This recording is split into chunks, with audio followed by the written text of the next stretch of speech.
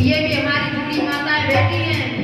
जब बेटी की विवाह होता है तो कहती थी बेटी हमारे घर से डोली जा रही है, उधर से अर्थी आए, कभी भूख के मेरे घर पे मत आना।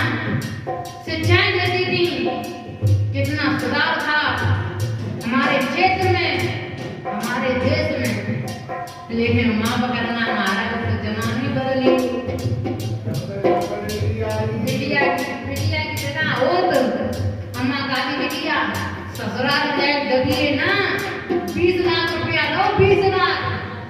अगर दामाद का जो कर तो खाना करवाए दिए, पिटवाए, बड़े दामाद ने ससुराल में पिटक देंगे।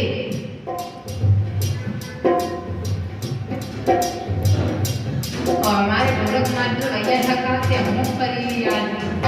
चलो कोई बात नहीं, पत्नी का हाथ अगर पति पे पड़ जाए तो जिंदगी सुधर जाती है, क्योंकि पत्नी एक घर की लक्ष्मी होती है।